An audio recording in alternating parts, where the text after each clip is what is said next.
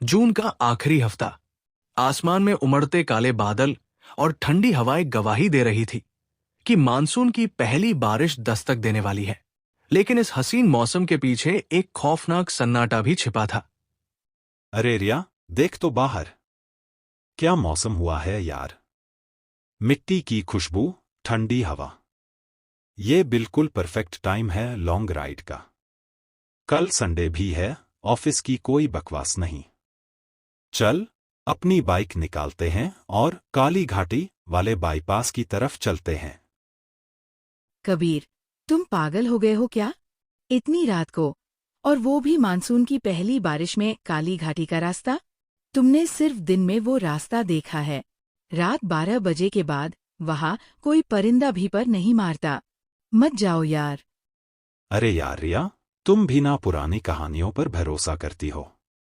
हमारी बाइक की हेडलाइट इतनी दमदार है कि घने से घना अंधेरा भी चीर देगी।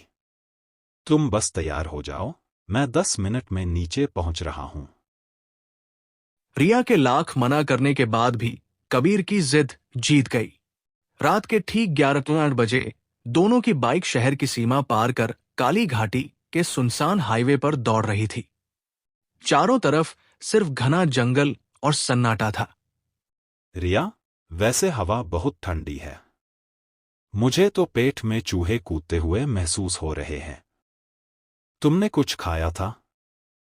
मैंने तो खाया था, पर इस डर और ठंड में मुझे भी भूख लगने लगी है। पर इस उजाड़ रास्ते पर इस वक्त क्या मिलेगा? अरे, आगे देखो। वो कोई लाइट जल रही है। शायद कोई चाय की टपरी है। वहीं रुकते हैं। अरे चाचा, राम राम। इस वक्त सिर्फ चाय मिलेगी क्या?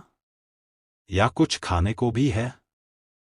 चाय तो मिल जाएगी साहब, पर इतनी काली रात में इस खौफनाक रास्ते पर कहाँ निकल पड़े हो दोनों? हम तो बस मौसम का मजा लेने निकले हैं चाचा। आगे काली घाटी वाले पुराने रास्ते की तरफ जा रहे हैं। काली घाटी? बेटा, शहर के बच्चे हो, तुम हमारी बातों को वहम मानोगे। पर आज मानसून की पहली रात है। इस रात वहां भटकाव, माया का पहरा होता है। रास्ता तुम्हें आगे बढ़ने ही नहीं देगा। लौट जाओ, इसी में भलाई है।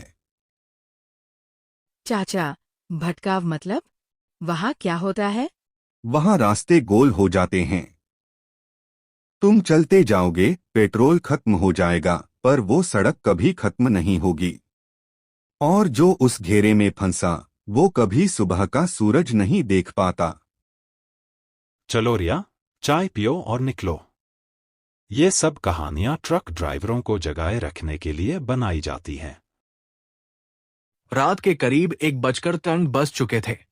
कबीर पूरी रफ्तार से बाइक दौड़ा रहा था, लेकिन धीरे धीरे उसकी पलकें भारी होने लगी थी। सन्नाटा इतना गहरा था कि सिर्फ बाइक के इंजन की आवाज गूंज रही थी। अचानक बाइक ने एक जोरदार झटका खाया। कबीर, संभालो। क्या कर रहे हो? गाड़ी क्यों लहराई? उफ, कुछ नहीं रिया, बस एक पल के लिए आंख लग गई थी। ये सन्नाटा और ठंड नींद ला रहे हैं। एक काम कर, मुझसे लगातार बात करती रह। ठीक है। अच्छा सुनो, तुम्हें याद है तुम्हारा वो पुराना दोस्त राहुल? वो कैसे कॉलेज में भूतों की कहानियां सुनाकर खुद डर जाता था। बातें करते करते काफी समय बीत गया। अचानक रिया की नजर बाइक के डैशबोर्ड और अपनी घड़ी पर गई। उसके होश उड़ गए। कबीर, कबीर बाइक रोको। अभी के अभी बाइक रोको। क्या हुआ रिया? क्यों चिल्ला रही हो? कबीर, हम पिछले 2 घंटे से लगातार 80 की स्पीड पर चल रहे हैं। काली घाटी का ये पैच सिर्फ 20 मिनट का है। ये रास्ता खत्म क्यों नहीं हो रहा? हाँ यार, ट्रिप मीटर तो 120 किलोमीटर दिखा रहा है। इतनी देर में तो हम अगले शहर पहुंच जाते। और वो देखो सामने, बाईं तरफ वो पुराना, जंग लगा हुआ हैंडपंप और उसके पास पड़ी टूटी हुई लाल बाल्टी। कबीर, इसे हम आधे घंटे पहले भी पार कर चुके हैं। नहीं रिया, तुम गलत देख रही हो। इस हाईवे पर ऐसे कई हैंड पंप होंगे। नहीं कबीर, उस बाल्टी पर काले रंग से एक्स लिखा हुआ है। मैंने पिछली बार भी ध्यान दिया था। हम आगे नहीं बढ़ रहे हैं, हम एक ही रास्ते पर गोल गोल घूम रहे हैं। उस बूढ़े की बात सच थी, हम भटकाव में फंस चुके हैं। कबीर का भी अब डर के मारे गला सूखने लगा था। उसने जैसे ही स्पीड बढ़ानी चाही, अचानक बाइक के इंजन ने अजीब सी आवाज की और पूरी लाइट बंद हो गई। चारों तरफ घाघ अंधेरा छा गया। शिट शिट, इंजन बंद हो गया, किक भी फ्री हो गई है, पेट्रोल तो पूरा है, फिर ये क्या हुआ? कबीर, जंगलों के अंदर से किसी के चलने की आवाज आ रही है। सूखी पत्तियां कुचलने की आवाज सुनो। यहाँ रुकना ठीक नहीं है, चलो पैदल आगे बढ़ते हैं। दोनों ने अपने मोबाइल की फ्लैशलाइट ऑन की और पैदल ही सड़क पर दौड़ने लगे। लेकिन कुछ ही मीटर आगे जाने पर जो हुआ, उसने उनके पैरों तले से जमीन खिसका दी। डामर की पक्की सड़क अचानक खत्म हो गई थी और सामने सिर्फ कंटीली झाड़ियां थी। रास्ता गायब हो चुका था। रास्ता कहाँ गया कबीर? हम कहाँ आ गए? रिया, मोबाइल की लाइट जरा उस बड़ी झाड़ी की तरफ घुमाना।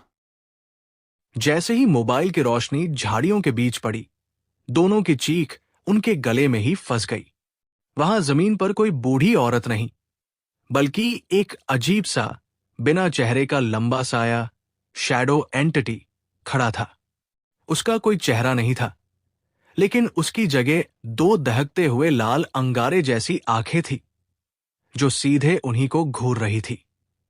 उस साये के हाथ अस्वाभाविक रूप से लंबे थे और वो धीरे धीरे उनकी तरफ बढ़ रहा था। रिया और कबीर बचाओ, वियो डर के उस चरम स्तर पर दोनों का दिमाग सुन्न हो गया और वो वही बेहोश होकर गिर पड़े। जब सुबह की पहली किरणें उनके चेहरों पर पड़ी तो दोनों की आंखें खुली। उजाला होते ही वो भयानक साया और कंटीली झाड़ियां गायब थी। वो दोनों हाईवे के किनारे सुरक्षित लेटे हुए थे। कबीर ने कांपते हाथों से बाइक को किक मारी और बाइक एक बार में स्टार्ट हो गई। इस घटना के बाद रिया कई दिनों तक सदमे में रही और कबीर ने हमेशा के लिए रात के सफर से तौबा कर ली। सीख याद रखें, रात के सुनसान रास्तों पर कभी कभी हमारी थकान और लापरवाही ही सबसे बड़ा चकवा बन जाती है। कमेंट में अपना नाम लिखो। हो सकता है अगली हॉरर स्टोरी का कैरेक्टर तुम ही बनो। और वीडियो पसंद आए तो लाइक, सब्सक्राइब, कमेंट और शेयर करना मत भूलना।